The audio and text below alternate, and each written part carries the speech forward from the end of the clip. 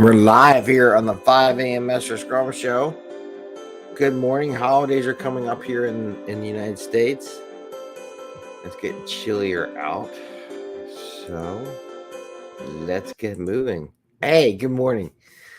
So today I want to talk about I got hammer. I'm gonna hammer you. I'm the product owner. I don't like your points. I'm gonna hammer your points down. Maybe I need a bigger hammer. I don't know. We'll see. We'll talk about what do you do as a product owner when you think that the team is adding too many points to the stories or fluffing the stories and everything. And I got a big glue spot on the top of my head. That's what you get when you get a bald head. Anyway, so the idea is two tactics you can take to address or engage with your team when you think they're giving too many points to a story. So we're going to talk about that today. And this is the 5 a.m. Mester Scrum Show, and I am Greg Mester, Scrum Master and Agile Coach, and I hope you're doing well today. We talk about Scrum and Agile in a very practical way so that you can deliver value to your customer without working crazy hours. Try to get home to family and friends. Have a good holiday and enjoy life. And have fun at work too, by the way, because we don't want to go crazy. So, what do you do when you're a product owner? And I've been there. And again, I talked about the other day about product owners don't point, right? It's one of the three people that don't point. So it's like Scrum Masters don't point, product owners don't point, and the person who wrote the story doesn't point. And if you have a manager and the manager doesn't point either, by the way. Probably didn't bring that up to your attention. Anyway, so what do? You're in a room, you're in a refinement session, and the team points like a 13-point story, an 18-point story, something crazy, right? I guess a 13 would be a 21-point story, right? Be big story. It can't fit in a sprint. You're like, come on, I know, I coded.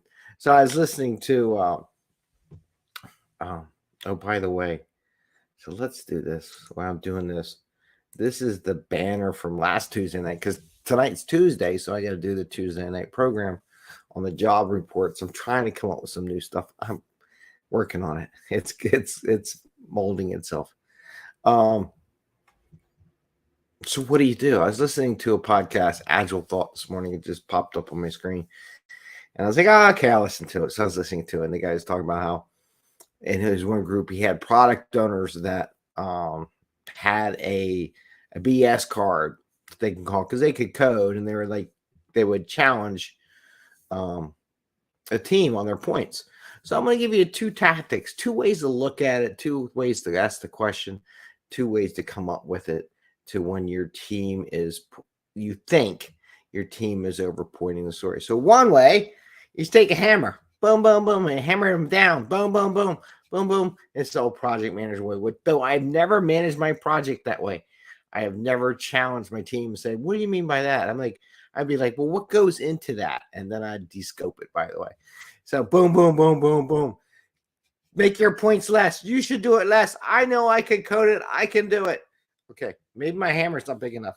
All right, so let me get a bigger hammer. I got a bigger. Excuse me.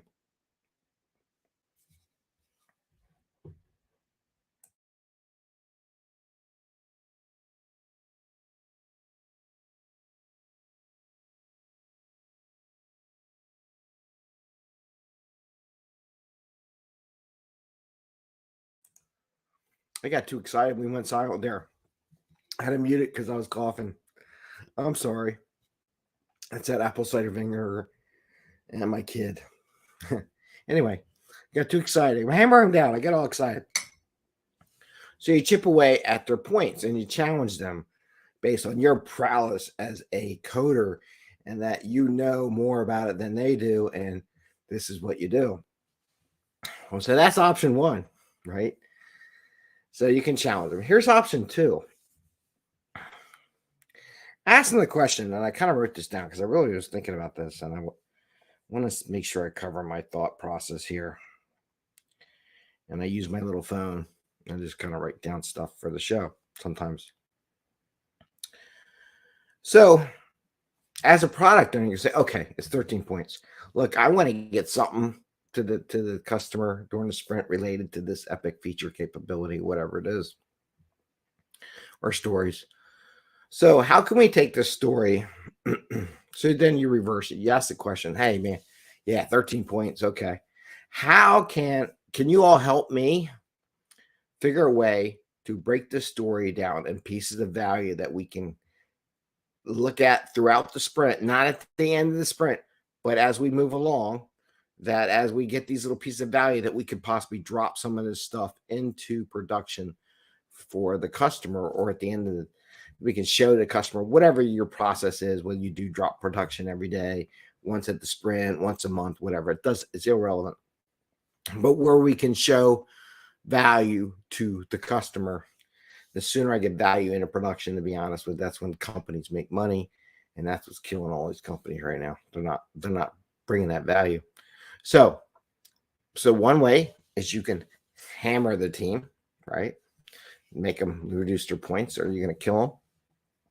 Or you can say, can you work with me? Figure out, let's work on this. Okay, I got all this here. You're saying it takes a lot to do this. How can we break this down, the story, into a point where we can get, maybe instead of a big 13-point story, maybe it's 3 stories. And each story is a little smaller, but has some value that we can release. Maybe you can figure out a minimum value characteristic, minimum viable product, however you want to call it. And you work with the team to come up with what should we do and break it down in 3s. And that's what you do in the refinement. You don't just challenge them and hammer it down, but you ask the question, can you help me figure out what could we release? How can I break this down?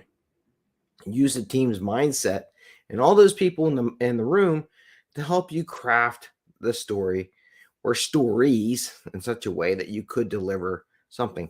I mean, just don't go from, let's make it a 13 point. I'm going to hammer you down to an 8-point story. No, that doesn't get you anything, because now you're not going to get anything till the end of sprint, and you're probably not going to see it. You want to break it down into 3 or 4 smaller stories that have value that can be released by themselves into production for the customer. So you ask that question to the team. Wow, 13 points. Okay. Is there any value you can get out of this story and produce it in the sprint, breaking this down? It may take, and I'll acknowledge, maybe it takes more than 1 sprint. Okay, cool. How do I take this 13-point story, make it into 3 or 4 smaller stories? Maybe I get a couple of stories in this sprint that we can share to the customer and say, here's how we're doing progress, see what it's looking like. And the next one, we can do the next 1 or 2 stories in the next sprint. But that's 2 tactics that you can take for dealing with a team which you think are inflating. I should have brought up a balloon. Inflating your story points, right? You can either take a hammer. The bigger the hammer, the less points, right? But my challenge would be, even if you went from a 13 to an 8-point story, you're probably not going to get the story until the end of the sprint. So you're not going to have any feedback loops to see what's coming out of it.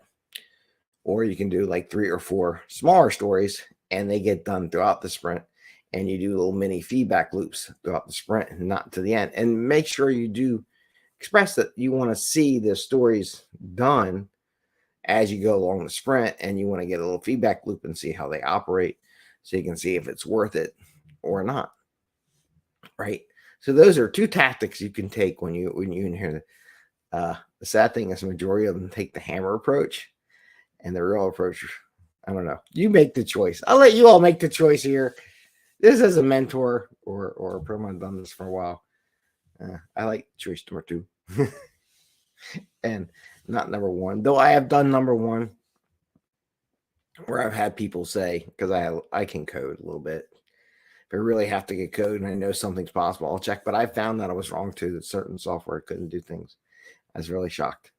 But where I would take something over the weekend, like, we can't do this. I go over the weekend, I go figure it out, and I show them how to do it. And they're like, how did you do it? And I'm like, well, I figured it out. It took some time, but it just took a little time. So I did a little spike for them. Anyway, so that's your choices. Or you could do a spike. That's the 3rd choice. You could code it yourself and create a little spike. You might piss them all off, but you could do that. Or you can challenge them and share with what you learned too. So you got three choices. You can hammer them, boom, boom, boom. You can talk with them about breaking the story down maybe into three or four smaller stories that you can see feedback loops during the sprint, not at the end of the sprint, but during the sprint. Or three, you can code it yourself and show them how here's what I was looking at, here's what I was thinking, and kind of do it and give them some more information to help get there, to lower the points, because it is possible. It's still going to be higher. It's still going to be an 8-point story, but you can do that too. So now I gave you three tactics that you could do to solve that. So with that, I want to say you have a great day. Tonight we're going to do the jobs report. Holidays here. A lot of announced layoffs. So some of the big tech terms over there, tech teams in Silicon Valley. I think the New Year's coming up. I think the R word is coming. They don't know what they're doing, but we'll see. And like I said yesterday, and if you're in a good spot and you can go get a cert during the holiday season because there's no one in the office, nothing's getting done anyhow, now's a great time to go get a cert. Just say you can help your resume. Put yourself in a good position. Maybe learn a new tool that you can bring back to the team in a way of doing it. Some people don't like certs. I like taking the class. If I get a cert because I took a class, I get a cert because I took a class. It's a twofer. I took the class, I learned something, and I get a cert. So I got another cert. Big deal. I'm saying, oh, I don't like certs. Well, you know what? Why don't you take a freaking class? Why don't you learn from somebody else? Have that learning mindset. Go take someone else's class. Learn how to do it. You'd be amazed how many people do not do that. There's a lot of people out there in the world that do not take classes, do not learn from other people, which is a shame.